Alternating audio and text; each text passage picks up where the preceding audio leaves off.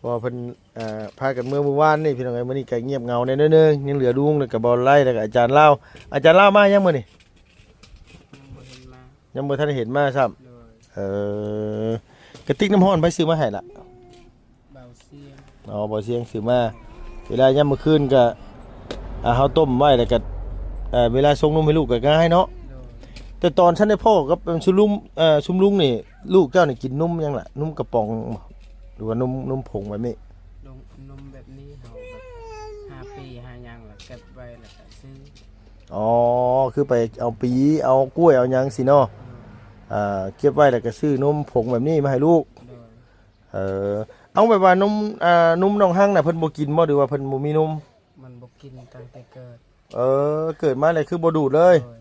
มีแบบลูกเฮามีคนมาเกิดอ๋อว่าไงว่าผู้เฒ่าคนเก่าตะกี้มาเกิดแต่เพิ่นบ่อยากนุ่มแม่แล้วว่าไงคือความเชื่อแหละพี่น้องไอ้ว่าไงว่าคนเก่าแบบมาเกิดแล้วนำแต่บ่อยากนุ่มลูกนุ่มหลานแล้วก็จะกินนุ่มงัว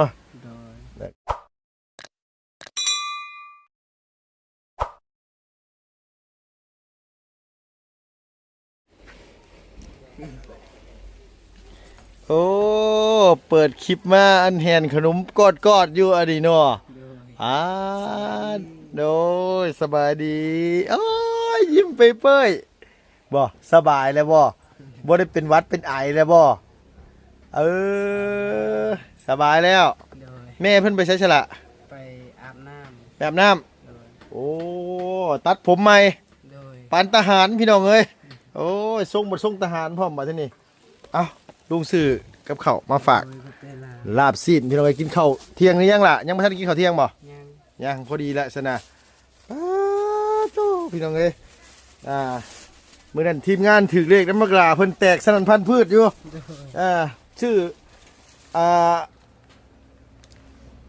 คือเลขขี้เข็บนี่ลุงตามมาแต่ได้มาเลยล่ะพี่น้องเอ้ยบอกตรงกันกับน้องเพิ่นบอกพอดีเลยเมื่อนั้นก็ได้ปกติเนี่ยโอ้ยลุงซื้อมาแต่เก่าก็ซื้อหลายอยู่เลยแต่ว่าเมื่อนั้นแบบเป็น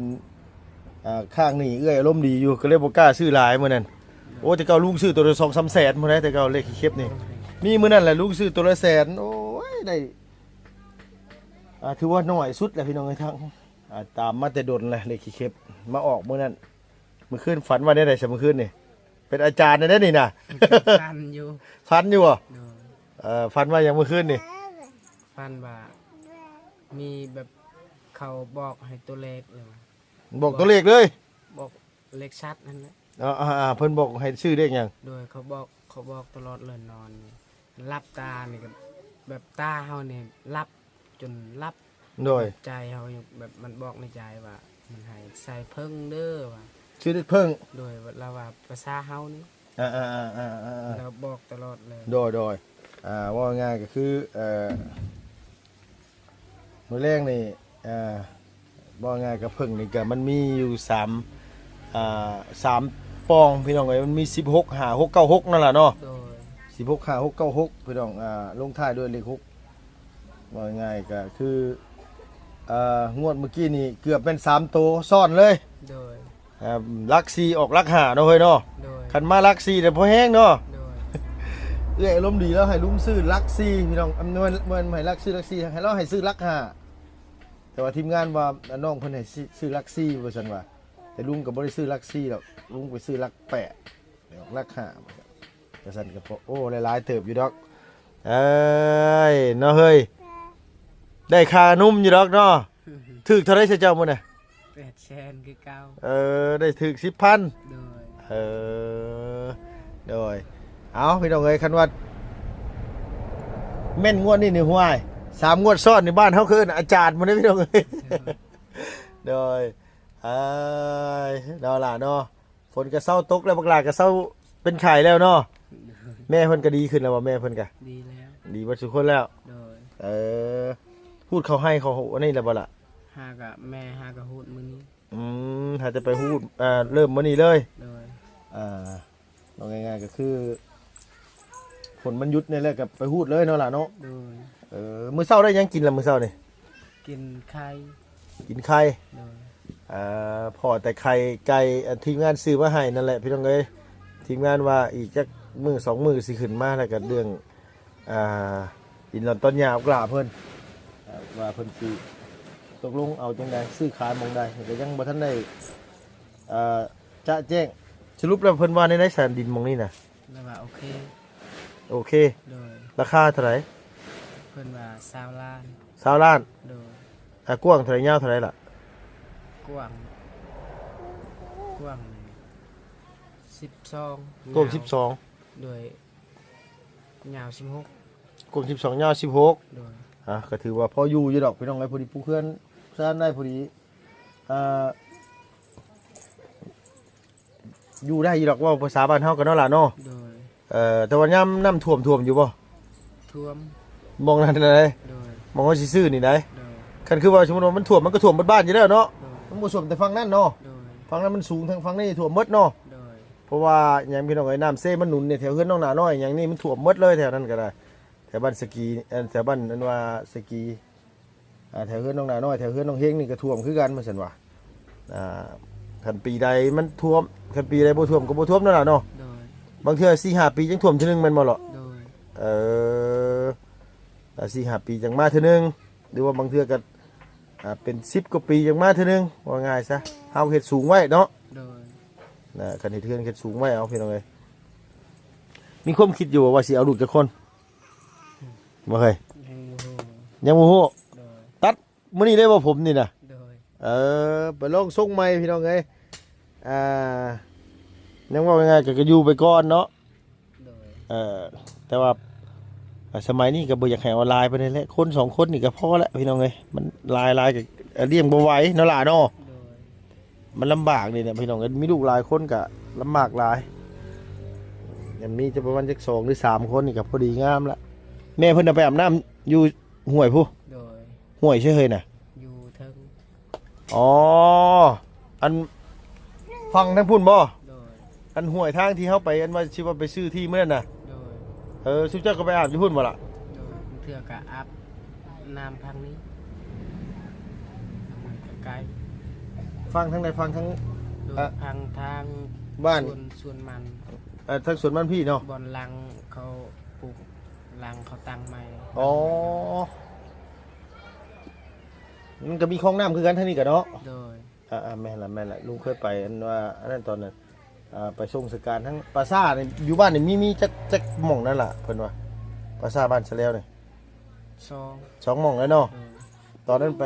ปส่งไม่ตู้ไอ้เนี่ยไม่ตู้ไอ้ยะปุ่นบ่ยะปุ่นเนาะ แมน ยะปุ่นแล้วอยู่ฟังพุ่นพี่น้องไง โดย ไปทางนั้นเพิ่นบ่ได้ไปทางใหญ่นะไปโอ้ยเกือบไปฮอดไกลเติบ โดย แต่ว่าถือว่าคันบ่เพิ่นคาให้ก็ถือว่าโอเคแล้วถือว่าเฮาได้เฮานี่ได้ก็ดีละเพราะว่ามันจัง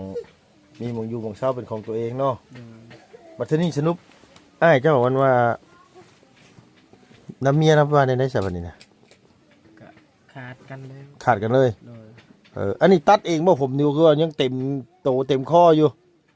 เพิ่นผู้อยู่หันแหละตัด บ่ได้ไปตัดอยู่ห้านตัดเองเลยตัดให้กันซื่อๆนี่ โดย ว่าไงบ่ได้ไปจ้างเนาะ โดย ว่าไงก็คือพี่น้องตัดให้กันเลย โดย ป๋าพี่น้องเอ้ยป่าไหมน้องยืมน้องกลาเพิ่นนี่เนี่ยลอยหลุดๆอยู่เคยเอาขึ้นมากินอยู่บ่ครับ บ่เคยคันพอแบบพอสั่งให้เอาได้ อ๋อคันที่ว่าพ่อเจ้าสั่งให้ลงไปเอาน่ะเอาได้ โดย คันบ่สั่งนี่คือเอาบ่ได้ โดยยาน อย่าเพิ่นเว้า โดย เมื่อง่ายคือทุกสิ่งทุกอย่างนี่คันว่าพ่อบ่บอกก็คือบ่มีสิทธิ์เอาคือปลาเพิ่นซื้อมาปล่อยจักถุงล่ะ ก็ลายแต่ประมาณ10ทุ่มก็น้ำท่วมมัน น้ำท่วมมันไปหลายเติบเนาะนี่เนาะปีนี้น้ำท่วมบ่ปีนี้ก็ น้ำท่วม อ๋อ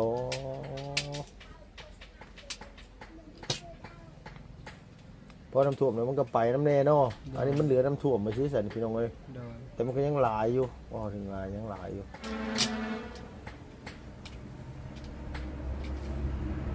บ่สร้างกับบ่กล้าเอาหอยง่ายซะต้องให้เพิ่นสร้างก่อนอ่าคิดฮอดทีมงานอยู่บ่เฮ้ยเมื่อหลายคนล่ะ ก็คิดฮอด เพอเพิ่นพากันเมื่อวานนี่พี่น้องเอ้ยมื้อนี้ก็เงียบเหงาแน่น้อยนึงยังเหลือลุงแล้วก็บ่ไล่แล้วก็อาจารย์ลาวมายังมื้อนี่ ยังบ่เห็นมายังบ่ทันได้เห็นมาซ้ำ โดย กระติกน้ำร้อนไปซื้อมาให้ล่ะ เบาเสียง อ๋อบ่เสียงซื้อมาเวลายามมื้อคืนก็เฮาต้มไว้แล้วก็เวลาส่งนมให้ลูกก็ง่ายเนาะ โดย แต่ตอนฉันได้พ่อกับชุมลุงนี่ลูกเจ้านี่กินนมยังล่ะนมกระป๋องบ่หรือว่านมผงแบบนี้ ลงนมแบบนี้เฮาแบบ5 ปี5อย่างแล้วเก็บไว้แล้วก็ซื้อ อ๋อคือไปเอาปีเอากล้วยเอาหยังสิเนาะเก็บไว้แล้วก็ซื้อนมผงแบบนี้มาให้ลูก โดย เอาแบบว่านมนมน้องหั่งน่ะเพิ่นบ่กินบ่หรือว่าเพิ่นบ่มีนม มันบ่กินตั้งแต่เกิด เกิดมาเลยคือบ่ดูดเลย โดยมีแบบลูกเฮามีคนมาเกิด อ๋อ บ่อยาก ว่าไงว่าผู้เฒ่า โดย คนเก่าตะกี้มาเกิดแต่เพิ่นบ่อยากนุ่มแม่ โดย แล้วว่าไงคือความเชื่อแหละพี่น้องไอ้ว่าไงว่าคนเก่าแบบมาเกิดแล้วนำแต่บ่อยากนุ่มลูกนุ่มหลานแล้วก็จะกินนุ่มงัว โดย แล้วก็เลยต้องซื้อนุ่มมาให้เพิ่นกิน โดย เดือนหนึงเพิ่นบ่จักกล่องล่ะ เดือนหนึงก็ประมาณกล่องหนึง อื เรา ม ยังบ่แห้งเกินแต่เดี๋ยวนี้เราแห้งเลยกิน น้องไงกินหลายขึ้นเดียวนี่เริ่มใหญ่ขึ้นกินหลายขึ้นเนาะ โดย เขาบอกไงว่าคือตอนยังน้อยกับเปลืองบันไดพี่น้องไงพอเริ่มใหญ่ขึ้นก็กินเปลืองขึ้นแล้วจะน้อยนี่โอ้ยปีปลายนี่แห้งคักได้นี่น่ะ โดย มือหนึงนี่8 ตุก 9 ตุกบ่ได้อยู่เลยล่ะเอ้ย โดย มือนึง8 9 ตุกพุ่นแหละอันป้อนข้าวเพิ่นน่ะบ่ ก่อนแล้ว คือป้อนไว้แท้ ก็เรากินก็พอ ป้อนข้าวแบบป้อนข้าวหยังน่ะข้าวมุกนี่บ่คือว่าข้าวเป็นเม็ด เข้าเป็นเข้า อ๋อโอเคข้าวต้มข้าวนี่โดย เข้าเบาเพิ่งซื้อมา โดยข้าวซิลิแลก โดย เพราะว่ากินแล้วดิโอ้ยยุงแม่นยุงบ่วะแม่นบ่เฮ้ยบ่แม่นเนาะ บ่แม่น นึกว่ายุงนะปลาโทตัวใหญ่ปานนั้นมันสิบ่พอแห้งบ่มื้อแรงนี่เน้นๆผึ่งแน่เนาะเฮ้ยเนาะ โดย เน้นผึ่งพี่น้องเอ้ยมื้อแรงวันนึงก็ถึกอยู่ลุงก็ได้ แต่ว่าก็ถึกบ่หลายปานใดพี่น้องเอ้ยเพราะว่าซื้อน้อยก็ถือว่าซื้อน้อยอยู่งวดเมื่อกี้นี่เพราะว่าปกติลุงตามมาแต่โดนได้หลายนี่เลยว่าปกติก็ซื้อแต่เลขขี้เข็บมาโดยตลอดบ่เคยซื้อเลขอื่น โดย ก็เลยเห็นว่ามาพอดีมือนั่นโอ้ยคันว่าถึงเลข3 ตัวนี่คือสิคักอยู่ดอกเป็นยังไงพอดีว่าได้2 ตัวก็ถือว่าโอเคเลยล่ะ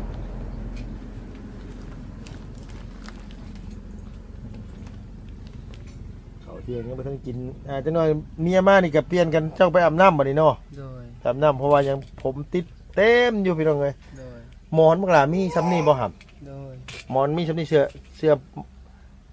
หมองปูที่นอนกับซ้ำนี่ โดย เดี๋ยวลุงขออนุญาตถามคือออกมาอยู่เพื่อนเจ้าของเองสินี่สบายใจกว่านั่นบ่ โดยก็สบายใจ คือมันบริอุกใจน้ำเมียน้ำลูกอย่างสิเนาะล่ะเนาะ โดย แบบว่าเขาอยู่เป็นครอบครัวเขาเองเนี่ยมันแบบว่ามีอย่างเขาก็กินสิเนาะ โดย แต่คือว่าชั่วโมงนี่คือตัวแยกกินแล้วบ่หรือว่ายังไปกินน้ำเพิ่นอยู่ แยกกันกินแล้ว อ๋อชุดเจ้าเฮ็ดเองชุดเจ้านึ่งเองเขานำจำปาเอาว่าไงว่าคือเขามีอย่างเขากินไปเนาะ โดย คันว่าอยู่น้ำเพิ่นบัด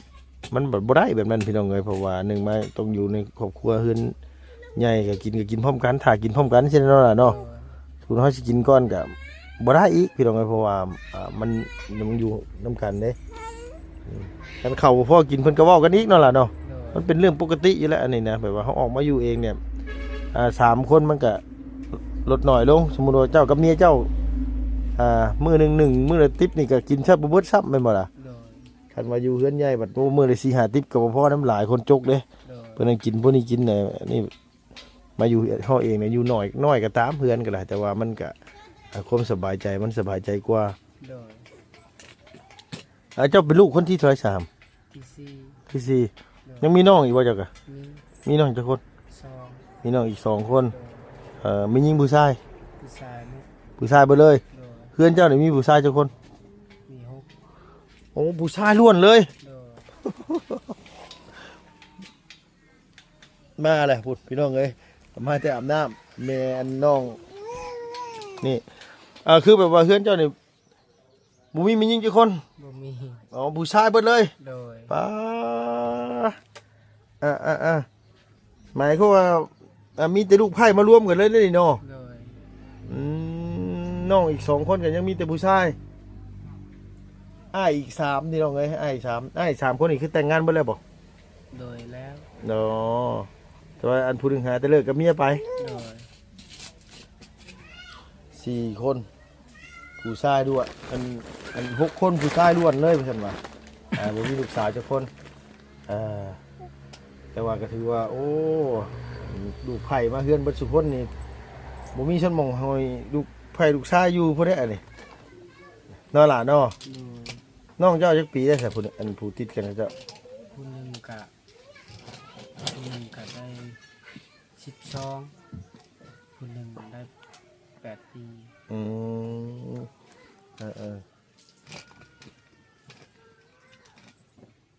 โอ้ง่ายก็ส่วนหลายนะคนอยู่พี่เพิ่นส่วนหลายเอาเมียมาเฮือนมันเพิ่นบ่ค่อยจะเป็นไปเคยสู้ปานใดพี่น้องเอ้ยเอาเมียมาเฮือนตัวเองแค่นี้เฮ้ยแซ่บบ่เฮ้ยเฮ้ยคือได้อย่าให้เพิ่นถือผมเจ้าหลายได้อล่ะเด้อจนเพิ่นคันเด้อ โดย แล้วก็ได้อาบน้ำให้เพิ่นอีกได้อนะโอ้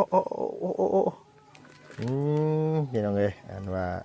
ซื้อแนวกินมาฝากน้องเพิ่นซื้อลาบกินอยู่แล้วว่าลาบเจ้ากะ กิน ลาบดิบนี่เด้ โดย โอเคซั่นน่ะซื้อลาบดิบมาฝากน้องเพิ่นกับต้มนั่นแหละเห็นไหมซื้อนะให้เพิ่นทานเอ้ยร่มดีเมื่อกี้นี่ได้หาเพิ่นเนาะก็เลยกันว่าซื้อมาฝากพวกหลาเพิ่นเฮ้ยปูเล่นรถผู้เดียวอยู่บัดที่นี่ใช่ละเนาะเพิ่นเนาะเอาเงินให้พวกหลาพอได้ต่อมุงเพิ่นมาแรงก่อนชื่อตัวเท่าไรแต่เก่าตัวละ10,000 โดย เอาเป็นยังไงซื้อลาบมาถุงหนึ่งกับอันนี้ลุงเอาให้เด้อนี่เด้อเด้อนี่เอาให้น้องเพิ่นพี่น้องเอ้ยพอได้ซื้อขนมให้พวกหลาขันต่อทุนนี่ก็ว่าไปอีกเรื่องนึงพี่น้องเอ้ยน้าหอมเนาะเขาอันว่าบ่อไรกับบ่อเสียงพี่น้องเอ้ยเพิ่นก็บ่อจัน 3-4 คนเพิ่นถือกับน้องเพิ่น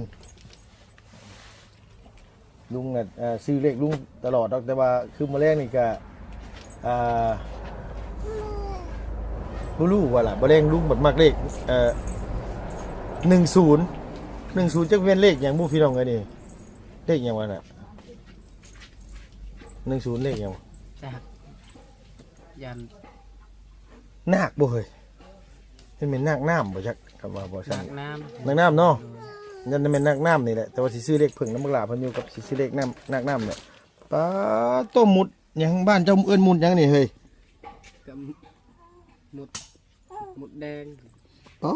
ตอดเจ็บแท้ๆได้หมุดนี่แล้วล่ะเนาะ โดย มันโอ้ยขันตอดเข้ามานี่พอได้เว้าพี่น้องเอ้ยทั้งเจ็บทั้งปวดแล้ว มีแต่โอเคไปอาบน้ำบัดไม่กินข้าวเท่านั้นนั่นล่ะเนาะ โดย ลุงกระสีกันว่าต่อเพื่อนเอาหัวก็เพียงไม่ได้บอกกับกีฬาหัวคนไว้ได้ว่าสิซื้ออันตำไปให้น้องเพิ่นกินมาซั่นว่าเฮ้ยเมื่อเด้อไปเด้อ โดย เพิ่นแหละบ่แรงเพิ่นแหละสิแวะเข้ามาใหม่เดี๋ยวเนาะมาแล้วโอ้โหเดี๋ยวสวัสดีน้องล่ะ สบายดี มื้อนั้นบ่ได้ถึกเลขน้ำเขาบ่ เนาะ บ่ได้ซื้อน้ำเขาโอ้บ่ร้อยซื้อน้ำข้าเจ้าได้เนาะ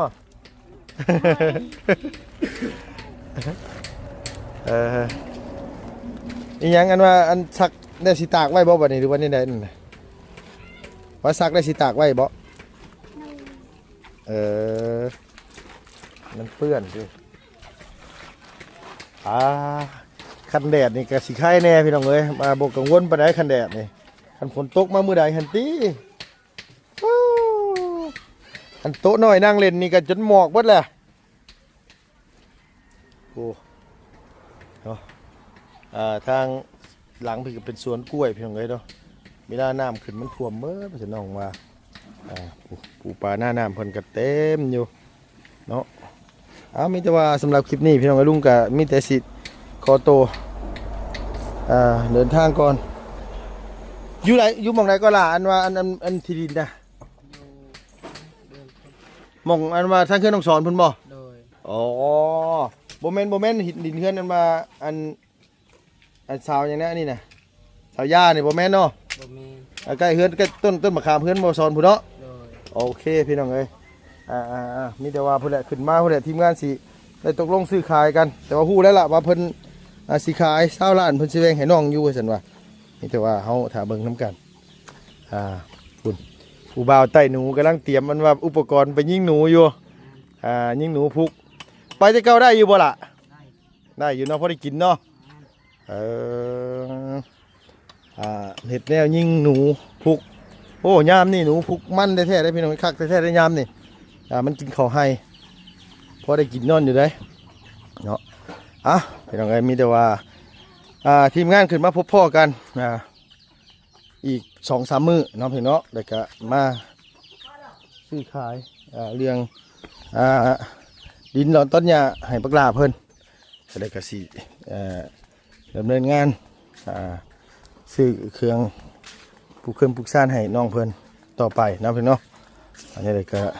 โดยได้ไปยังกิน ได้ยังกินแล้วน้องเจียวจำเจียวสบายเนาะ จำเจียวแล้วก็แล้วแหละเอาสำหรับคลิปนี้ไปเด้อเพียงเด้ออยู่ดีมีแห้งขอบคุณหลายอย่าเจ็บอย่าจนดำไปด้วยสุขภาพพาดไม้แข็งแรงเนาะเพียงเนาะบายบายสบายดีบัดสุขุสุขคนพี่น้องเอ้ย